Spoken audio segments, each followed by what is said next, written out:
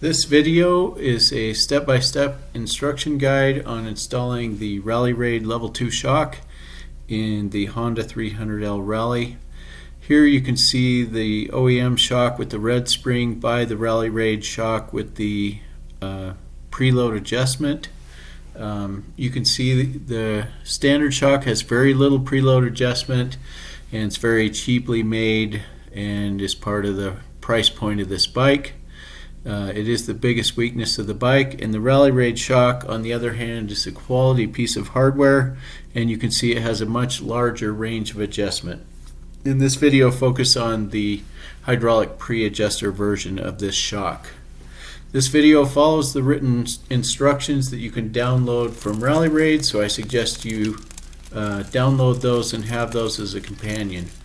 And of course, on the Rally model, the side panels are in the way for most maintenance activities, so before you even start, I would suggest you remove both the left and the right side fairing panels. For that, you just need a 5mm Allen key and a tool that can release the pop rivets on the panels. There's one on each side to take off.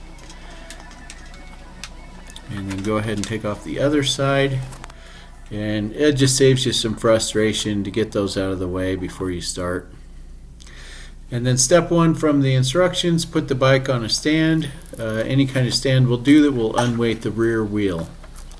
Step two, we're going to use a 17mm socket and a 14mm spanner on the right side, and we're going to pull the bolt from the linkage.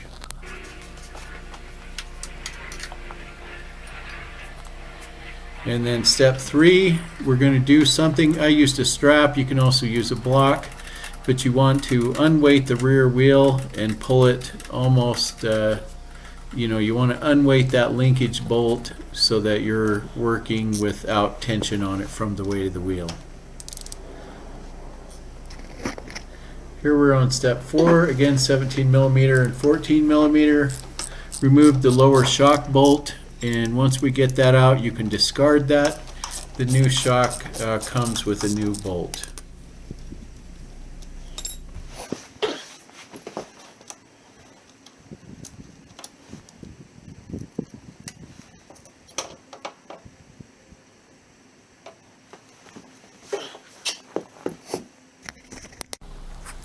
Here we're going on to step five and just removing the last bolt.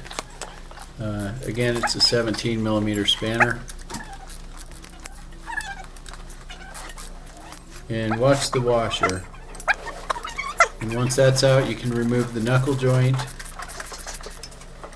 A step that is not included would be to clean that all up and grease it.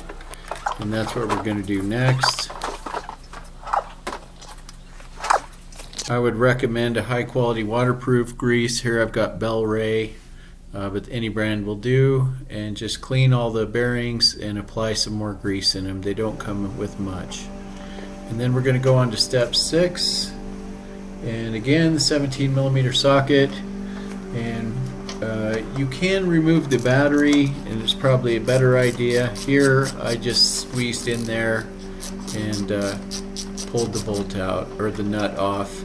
Be aware, and you can see it in the video, there is a washer there, so make sure and capture that washer before you pull the bolt out from the other side and lose it.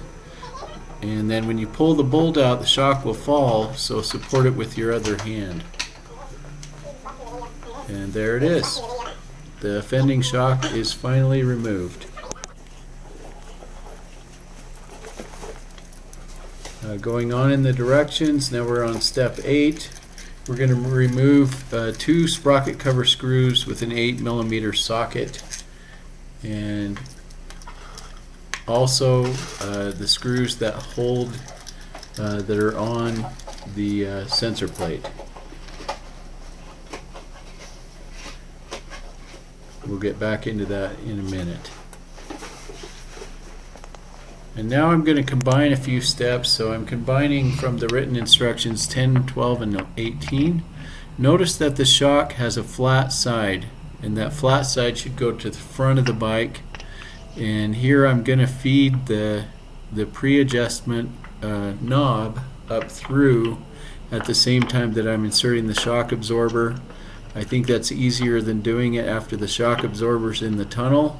And it's good if you have a friend who can help you. You need about 4 hands to do all this, but here I did it by myself. The other thing I did is I already inserted the bolt on the other side, so the bolt is in the hole in the frame already.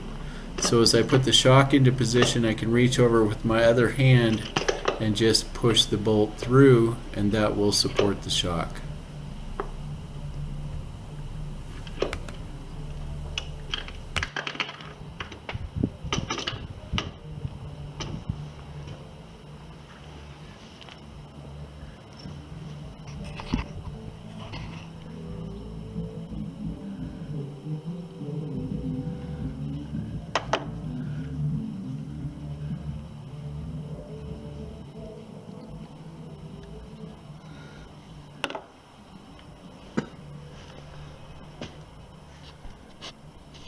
And now that the shock is in place, we're going to fit the preload adjuster handle to the engine case. Notice in this picture it doesn't fit perfectly. This was preliminary version, and we found out that there's a different version for European and North American bikes. So now I'm just fitting the nut and the washer. For the next step, you'll need a torque wrench. It's a very good idea to use a torque wrench for these 3 bolts, and I lost the video for this section, but it just goes together the same way it came apart.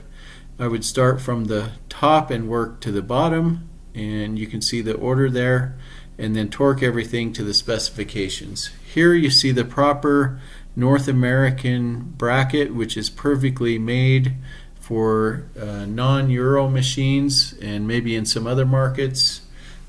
So fit the right one to your bike. I think Rally Raid's going to ship both in the kit.